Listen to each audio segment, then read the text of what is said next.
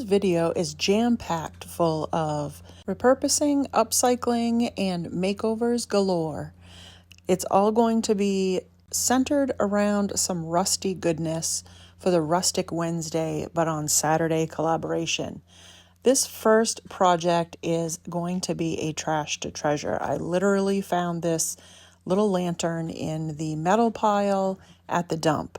It was actually originally a wind chime. It had the metal ring circle tubes that hung down from it, and I cut it all off there, and it was originally a very weird blue color that, because it had been outside, it was faded in spots and it wasn't very good looking. So I took it down and gave it a good spray, and I thought that I wanted to really rust this up. So I bought some of this Dixie Belle Patina in the color iron and the spray in the color yellow, and I wanted to come up with a nice rusty look for this really cool looking little lantern. However, this did not work out as I had planned. It didn't work out with the color at all, but luckily I have a secret weapon up my sleeve, and wait till you see how it comes out.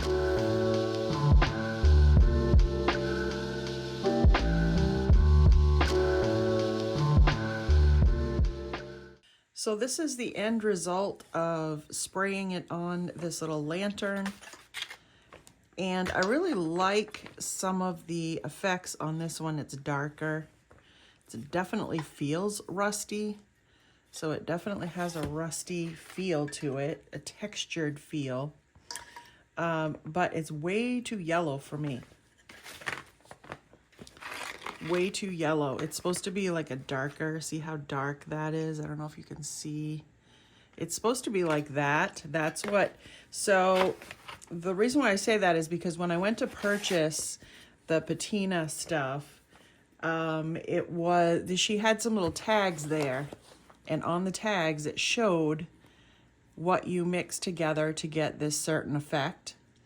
And the effect that I got was that I thought I had purchased was this darker brown look. And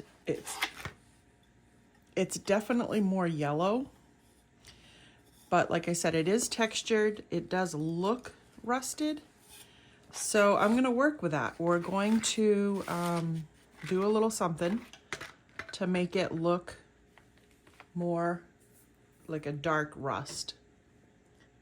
So here is my secret weapon. I use this for a lot of different things to make things look old and aged. Antique wax, and this one's from Waverly. You could use from wherever. Folk Art has some, choose your poison, I guess. And so what I'm going to do is just like put this on and show you what it's going to look like.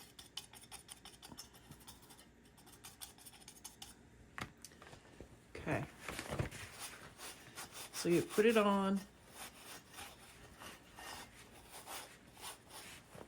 and wipe it back, and you get the brown rusty effect. The sun's coming through the window. I'm trying to keep you out of the sun here, but it feels good because we're cold here. So I'm not gonna like make sure that it's completely covered. I like the yellow coming through in spots. That's why I'm putting it on. And then I'm trying to wipe it back a lot so that yellow is still showing. So it looks like a yellowish rust, but I'm liking that. I like the darkness of that. As you can see, it's chipped away and made texture on there that is really nice. So I'm just going to do this all over both pieces, and then I'm going to have to seal it, because once you use this stuff, it will keep on eating away at your metal. Because I didn't use a primer on it, it will just keep eating away, and you'll get actual rust right into your piece.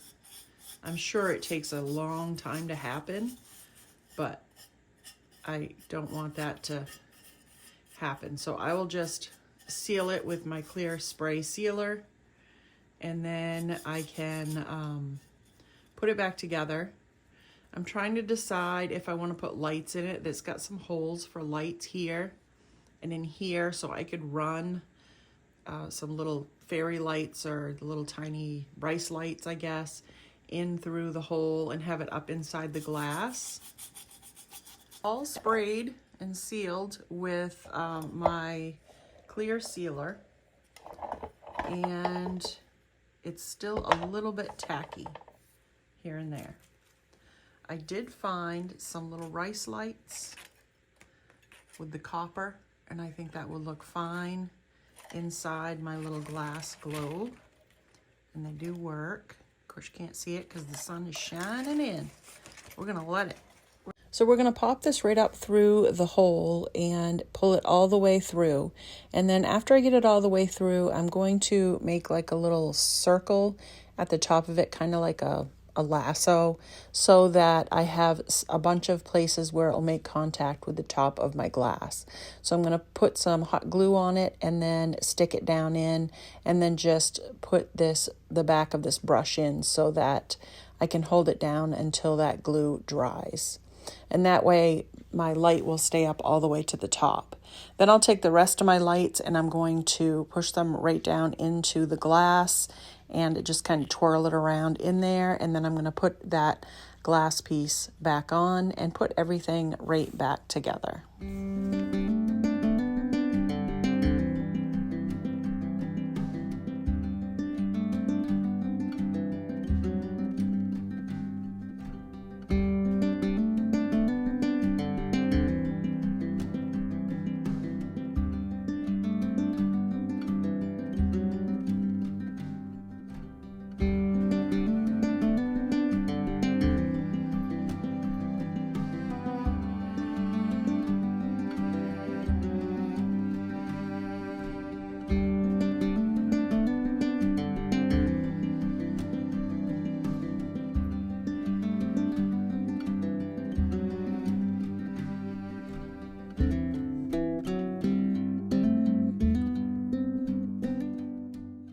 My husband and I love to create things with wood, especially scrap wood that we know normally would be burned in the wood stove or thrown away.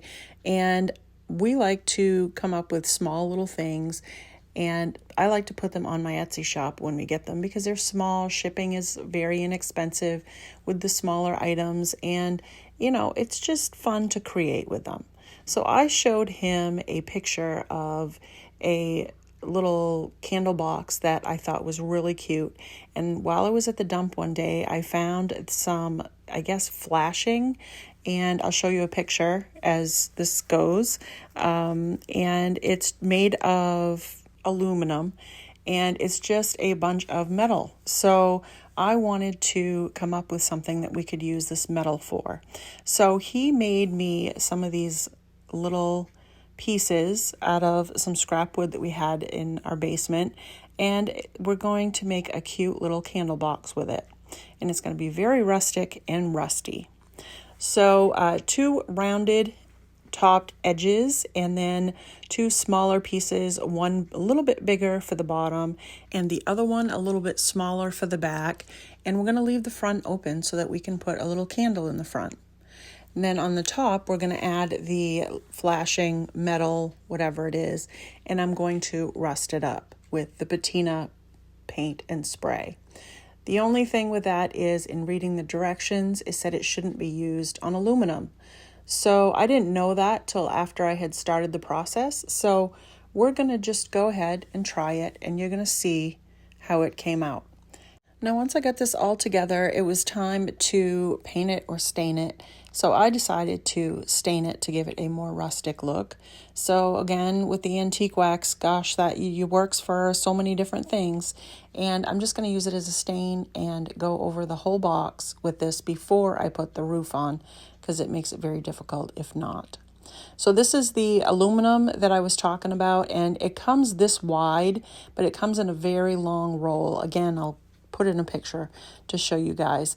I just made a cut around the edge of it on the front so that it would give it kind of a rounded edge, and that worked really well, and I like how that came out. So all I did was nail it down, 2 in the top, 2 in the back, and 2 nails in the front with just little brown finish nails. So I'll show you the actual steps of doing this. I thought I was filming and I wasn't, but I have some other metal things. But basically I took my iron patina paint and then I sprayed it. One coat, let it dry, put a second coat while it was wet. I put yellow spray on it because I thought it was going to come out to a nice rust color. Come to find out, this paint does not play well with aluminum. And that's what these little tin tops are aluminum. So what I had to do to rust it up is I still added all the layers that I needed to add. Then I antique wax, black, and just brushed it until I liked the looks of it. So you can see the difference here. But I like the yellow in it. It gives that rusty look. So I'm gonna take antique wax and we're just gonna brush it on. We'll just brush it on. And it doesn't have to be fully coated. And then what you're gonna do is wipe it back so that you'll see some of that rust coming through. So once I did all the antique wax, I went around with a little bit of black paint on my brush around the edges to give it a little more definition around the edges. Took my rag and wiped it back here and there when I got too much paint on it. Then I decided to go across the ribs and up and down across the back. And again, with my rag, if I got too heavy with the black, I would go back and wipe it and just not really wipe it off, but I wanted it to blend more.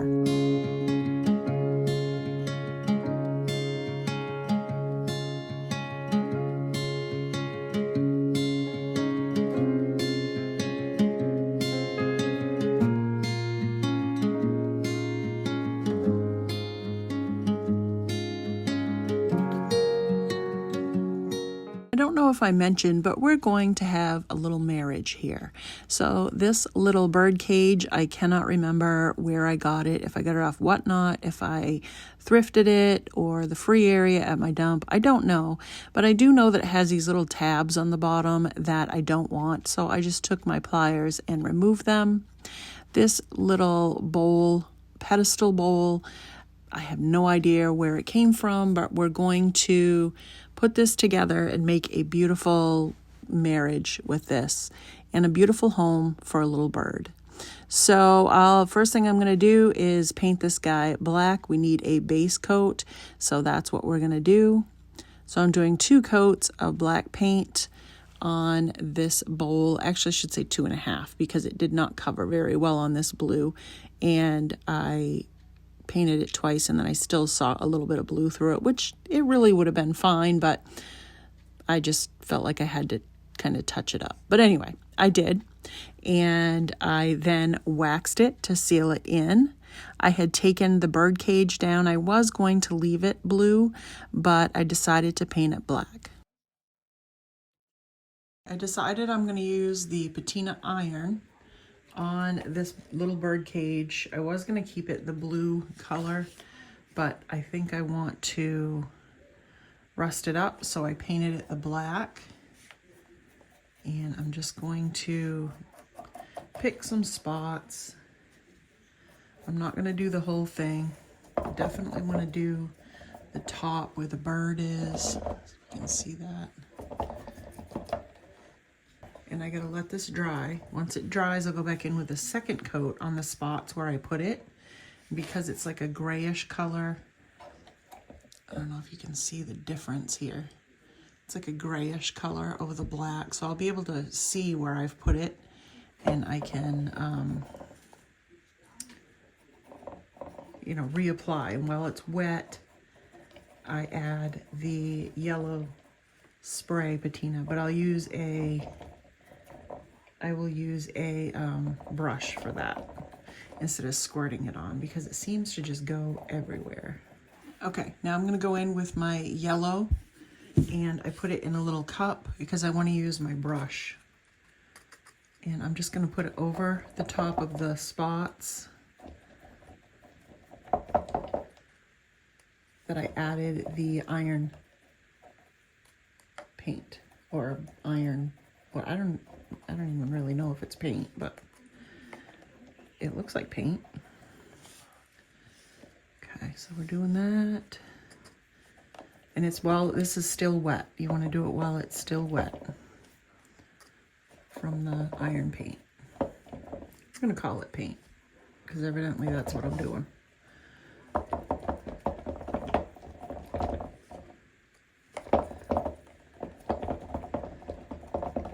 Alright, now we're going to let that dry and see what happens. It takes about 2 hours for it to fully dry and do what it's supposed to do, so we're going to let it sit and do a different project while I'm waiting. I do want to point out, I'm not sure if you can tell, but you can see the chemical reaction going on in some of these spots. You can see it's getting a texture to it. Got my fingers out of there so you can see, but it's getting a texture to it. It's like a chemical reaction between the iron paint and this yellow patina spray stuff. And you can smell it too. You can smell the, the reaction. It smells like a rust. So I don't know if you can see it's getting texture. So that's kind of cool. And that's just a few seconds. Like, that's not even been sitting here very long. I just noticed it happening, so I wanted to show you. Now, by now, there's no surprise that it doesn't work the way, or it might work the way it's supposed to, but it's not darkening up the way I want it to. So I went in with my antique wax, like I did with the other projects, and just went over the cage and all the yellow, and then went back and wiped it back. And I will show you what it looks like once I'm done doing that. But thank goodness for that antique wax, and I think this cage came out so cute. My friend Dawn from Shabby Meets Bling and I have put together this Rustic Wednesday but on Saturday collaboration, and have a bunch of our friends join in and show you all of their inspiring videos. So go down and check out the playlist down in the description, and I know you're gonna love all the things that they bring you. So as you can see, I rusted up the bottom as well to make the top and the bottom cohesive. And then I added a cute little, actually it's a big bird's nest with a cute little doily I got from the free area at my dump, and some Sweet Annie. I rolled a few little eggs from my clay, and I found a little bird in my stash and glued everything together so that it wouldn't fall out.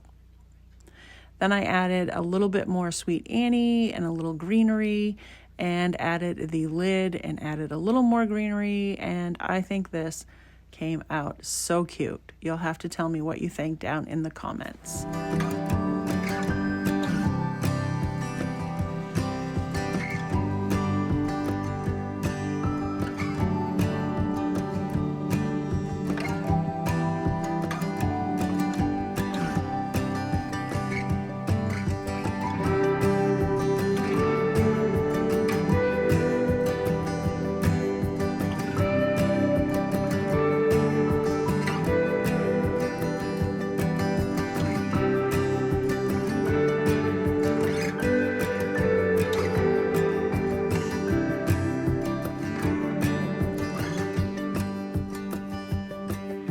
Thank you for joining me for this rustic, rusty, and primitive video that is a collaboration with my friend Dawn from Shabby Meets Bling.